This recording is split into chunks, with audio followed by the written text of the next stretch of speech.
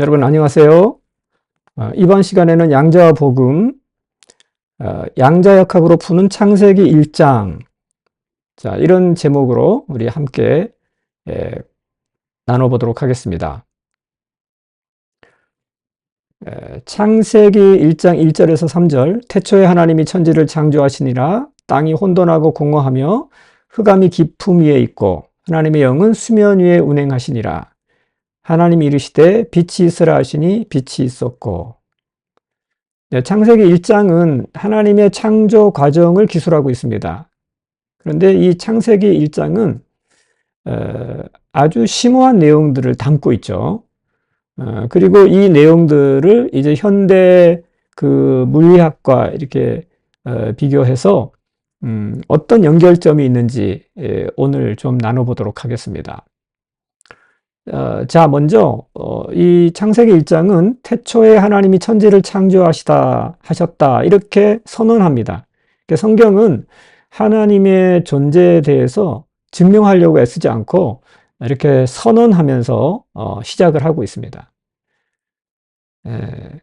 그래서 마치 이제 수학에서는 이 공리라고 하는 것을 정해놓고, 이것은 공리는 이제 증명이 필요한, 우리가 다 진리라고 받아들이는 명제를 공리라고 하거든요. 여기서부터 이제 이렇게 그 다음 정리들을 이렇게 풀어가는 방식으로 수학을 전개를 해 나가죠. 성경도 마찬가지입니다. 성경도 이런 증명할 할 수 없는 어떤 계시들을 이렇게 선언을 하고 시작을 하는데, 태초에 하나님이 천지를 창조하시니라, 이것도 하나의 선언이죠. 이것은 증명이 불필요한 선언이라고 볼 수가 있습니다. 자, 그러면 이 말에 담고 있는 이제 우리 뜻을 좀 살펴보면은, 여기 하나님이라고 하는 단어는 원어로 엘로힘입니다. 이 엘로힘이라고 하는 단어는 형태상으로는 복수형이에요. 그런데 문장에서는 단수처럼 사용됩니다. 그럼 이것은 무슨 의미냐면은, 하나님은 본질상 한 분이시지만 그 위격과 사역에 있어서 나눠지는 성부 하나님, 성자 예수님, 성령 하나님, 이 삼위일체 하나님이라고 하는 것을 의미를 합니다. 이 창세기 1장만 해도 이 엘로힘이라고 하는 용어는 30여 회가 나오고요. 구약 전체적으로는 뭐 2000회 이상이 나옵니다. 그만큼 이제 중요한 용어죠.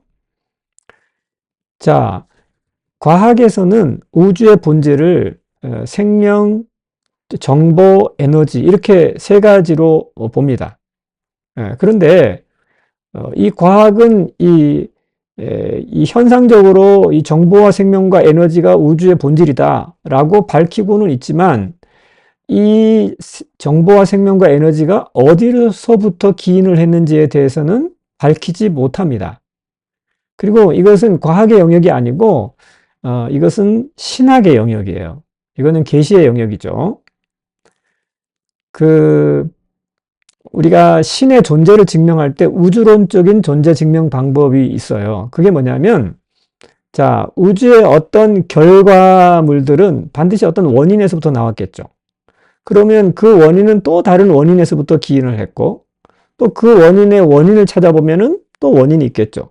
이렇게 계속해서 원인과 결과를 따라서 쭉쭉쭉쭉 원인을 찾아가다 보면은 최초의 원인이 나올 거예요. 이것을 제1원인, 코자 프리스마, 코자 프리마, 뭐 이렇게 이제 라틴어로 말하는데, 이게 이제 제1원인이에요. 이 제1원인, 어떤 것에도 영향을 받지 않는 최초의 원인, 이것을 철학자들은 신의 존재다 이렇게 보고 있습니다. 이것을 이제 우주론적인 존재 증명, 신의 존재 증명 이렇게 부르는데, 자, 그러면 우주의 본질이 과학은 정보와 생명과 에너지라고 밝히고 있는데, 이것의 원인은 무엇이냐? 이것은 어디로부터 기인했느냐?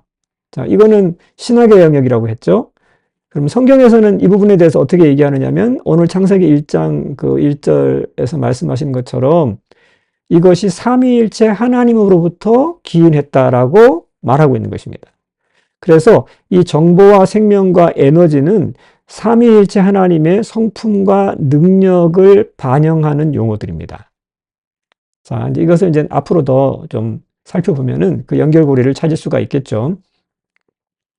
자, 그 다음에 오늘 이 말씀 가운데 하나님이 태초에 천지를 창조하셨다 이렇게 말씀하고 있는데, 이 태초라고 하는 건 이제 시간에 대한 이야기죠. 하나님이 이제 시간을 창조를 하셨어요. 그러면 이 우주에는 세 가지 시간이 있습니다. 자, 첫 번째는 영원한 시간이에요. 여기 태초라고 하는 말은 하나님이 우주를 창조하신 시점인데, 이 시간 전에는 그럼 어떤 시간이냐? 이것은 우리가 생각하는 그런 유한한 시간이 아니고, 이거는 무한대의 영원한 시간을 말합니다. 그 하나님만 존재하셨던 그 시간, 아직 다른 어떤 것도 창조되기 전 상태의 시간, 이제 거기를 태초라고 여기서는 말하고 있는 것입니다. 그래서 오늘 창세기 1장이 바로 이런 영원한 시간에 대해서 우리에게 힌트를 주고 있죠. 그리고 이제 두 번째는 상대적인 시간에 대한 그 힌트를 성경은 주고 있습니다. 이 상대적인 시간이라고 하는 건 뭐냐면, 이것은 이제 그 20세기 들어서 아인슈타인에 의해서 그 주장하게 된 일반 상대성 이론입니다. 그래서 이거는 중력에 따라서 공간이 휘게 되고, 그 휘어진 공간에는 시간이 상대적으로 다르게 흐른다라고 하는 것이 이 상대성 이론이에요. 그래서 중력이 크면 시간은 느리게 흘러요. 그리고 중력이 약하면 시간이 빠르게 흐릅니다. 그래서 여러분 기억하실지 모르겠는데, 영화 중에서 인터스텔라라는 영화를 이렇게 보면은 그 우주선에서 어떤 이제 행성에 잠깐 내려서 한 7시간 뭐 이렇게 머물다가 올라왔는데, 우주선에 와 보니까 그 우주선에 있는 그 다른 동료는 뭐 시간이 한 20여 년을 이제 흘려버려서 늙어 있더라, 뭐 이런 얘기가 있잖아요. 이제 이게 왜 그러냐면은 그 중력에 따라서 중력이 크면 시간이 느리게 흐르고 중력이 약하면 시간이 빠르게 흐르기 때문에 그렇습니다. 자, 근데 이것에 대한 힌트가 창세기 1장 14절에 나와 있습니다. 하나님이 이르시되 하늘의 궁창에 광명체들이 있어 낮과 밤을 나뉘게 하고 그것들로 징조와 계절과 날과 해를 이루게 하라, 이렇게 말씀하고 있죠. 그래서 여기에 보면은 그 궁창이라는 건 이제 우주를 말하는데, 이 광명체들, 이게 복수형이죠. 그리고 계절과 날과 해. 이 계절은 이제 봄, 여름, 가을, 겨울의 계절도 의미할 수 있지만, 여기서는 그 때라고 하는 의미로 이렇게 번역할 수도 있어요. 그러니까 때와 날과 해를 이루게 하리라 그랬는데, 이것도 다 복수형입니다. 그러면 이것은 이제 뭘 말하느냐면은, 이 광명체들은 태양과 같이 이렇게 빛을 내는 별이죠. 근데 이것들의 중력에 따라서 그 주변에 있는 행성들의 이제 공간이 휘게 되겠고, 그죠?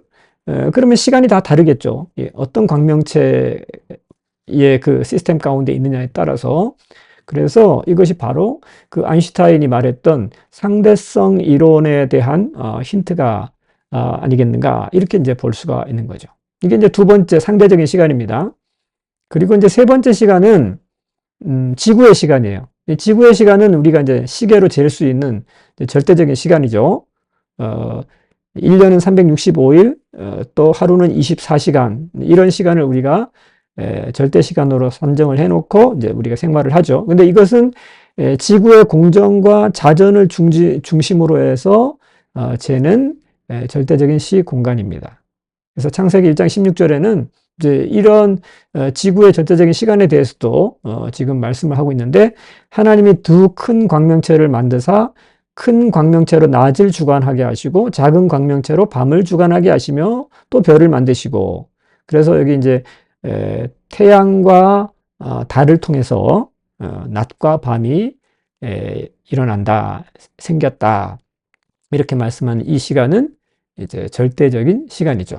그래서 오늘 태초에라고 하시는 이 말씀은 아직 이런 상대적인 시간이나 절대적인 시간이 창조되기 전 상태, 그 영원한 시간, 그 영원한 시간에 하나님께서 천지를 창조하셨다, 우주를 창조하셨다, 그렇게 말씀하고 있는 것입니다.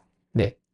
자, 오늘 여기까지 하고 우리 다음 시간에 또 다른 주제를 갖고 계속해서 만나도록 하겠습니다.